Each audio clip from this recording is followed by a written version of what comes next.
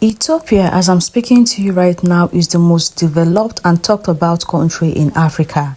Guys, I'm going to be sharing with you a couple of videos for you guys to watch. Please, a lot of people have been looking down on Africa. They have been saying a lot of negative things. You know, they have different stereotype about Africa. According to some people, they said Africa is a jungle. And to some people, they said Africa is underdeveloped. So guys, this video is going to be convincing them to know that Africa, we have a lot. As you're watching this video, you know what to do. Share the video, subscribe, like the video, and comment below. Wait, did I just hear that Ethiopia build 12 billion airport? Not just an airport. This has become one of the most biggest African airports ever. And this airport can take 100 million passengers per year. This is not a construction. This is African power rising. And I believe other countries need to do like them. This is big.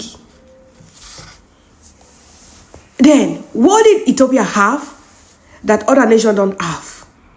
Recently, Ethiopia have been doing a lot of great things. We will not take that from them, even though there is a lot of crisis going on in the country. But the country is moving faster. The country is moving faster. And even about the dam that happened the last time, it was all donated by the citizens of Ethiopia. No credits, according to the report. And now this year, CNN is reporting this news that Ethiopia is building one of the most biggest airports we can ever see in Africa. This is big. I think Ethiopia is coming back to lead again, but I wish peace for Ethiopia and the people of Amara region, because I know they're going through a lot of crisis, even though the world cannot see, or Africa is not recognizing the civil war going on in Ethiopia. Is very people are covering for that incident, but it's everywhere. But for this, congratulations to them. Guys, what do you think about Ethiopia? And what are you thinking about your home country?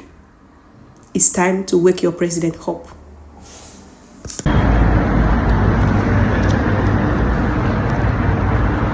I mean, you may hate this country, but to be honest with you, this is beauty. It is. Okay? It is. And I don't know about you, but I love it in here. And so to all my Ethiopians, you guys are doing very much well. I love the efforts you guys are making in creating a very beautiful city. And as a foreigner in your country, I'm enjoying every bit in here. And oh, come on, man, just imagine. You know, I wish I have a copy of this in my country. Look at this, magnificent, beautiful, yeah? This is just 7 p.m. and imagine, just few minutes to 7 p.m. and see. This is what it is. We see light everywhere. And I mean, you may hate me. I'm not a politician, but I'm just a beneficiary of the services that have been delivered by your government, not a politician. And I want to say thank you so much to whoever is behind this idea, the architecture, the engineer behind all this. I want to say thank you so much. You are creating an image for Africa. This is an African city, a capital of Africa, and it really deserves all this beauty. I mean, I don't know about you, but hate me when you like it, love me when you can. But to be honest with you, this is beauty and I love it. Thank you so much. Congratulations to Ethiopia. This is a beautiful thing. I don't know about you, but thank you all. Peace up.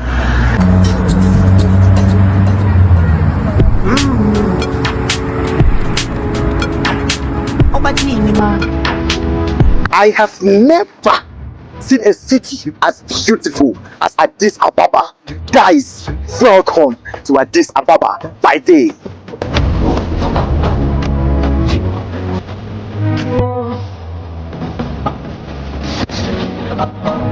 What is crazy about Addis Ababa is the fact that all of this happened within less than no time.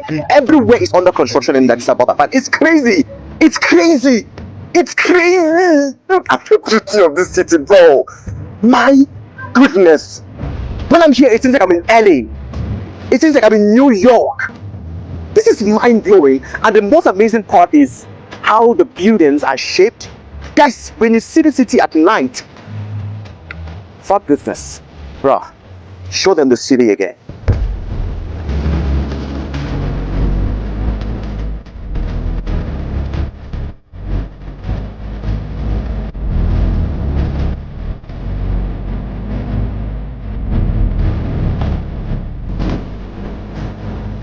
Hey guys, before I forgot, I wanted to talk about what has been difficult for me living here in Addis Ababa, Ethiopia, as a diaspora who lived outside of Ethiopia for the past 18 years and living here the past 4 months, almost 5 months.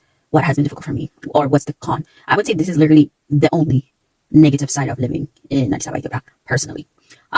What that is social interaction, like the social atmosphere of it, like how people connect, how people communicate, the way people socialize, the way people think is completely different than the Western world. Living outside of Ethiopia, plus I went to a predominantly white school. I lived in a predominantly small town. Pretty much everyone I socialize with is, people who are foreigners from other countries, who are black, white, just Americans in general. I didn't really cut my social interaction, or my friends are not just Habeshan people, or my husband's not Habeshan. Like, everyone around me is not Habeshan, so except my family. So coming back here, trying to socialize or just do things here with the Habeshan people has been so difficult for me. For example, like when you live in the US, right? Let's say you move to a new town, like a new city, whatever. All you have to do is literally go to events. Like you go to events, or you go to like a local bar, or even nightclubs or lounge.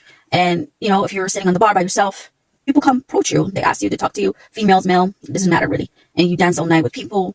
Eventually if you connect, you exchange numbers and you start socializing, start hanging out together and stuff like that. That doesn't happen here. Like you go to events, people come with their own friends, their husbands, their wives, whatever, their girlfriends, their friends, and they do not socialize. If you try to socialize with them, they look at you like you're crazy. Or also being a female and knowing that this is patriarchy society,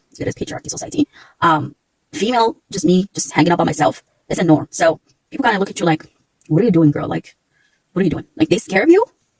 Like, they scare of you. They actually scare of you. So yeah, I do things by myself. I go out by myself. I just went to an event. I was able to meet people because they were like predominantly diaspora people were there at the event, as well as I also met the one person I met is from Kenya. And but normally, and then after that I went to this lounge and I pretty much stayed there for like 2 hours by myself and just drank and enjoyed the music and did me basically. But people don't socialize. People don't. So I have been going to events pretty much alone, and that's what I'm experiencing.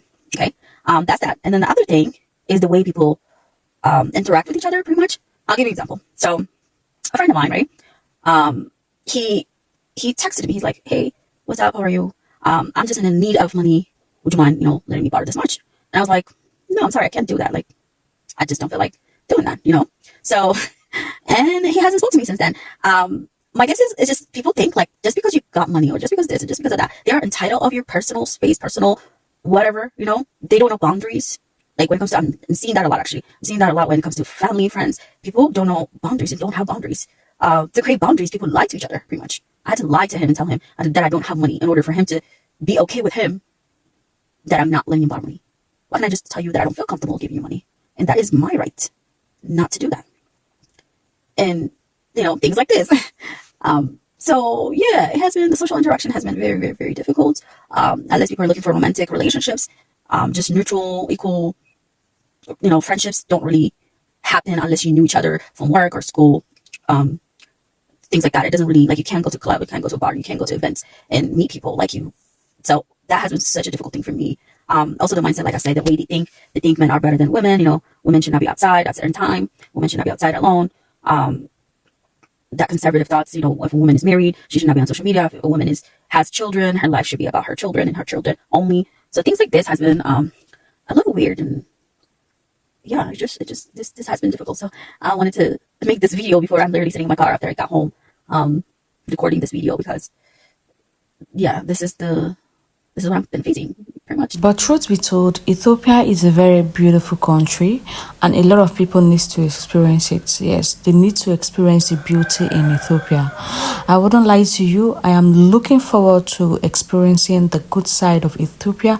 I am looking forward to traveling down to Ethiopia and touring the country and showing you guys amazing places. If you want to join this mission, and please, if you want to support this channel, you can as well share this video, like this video, subscribe to the channel to join the family.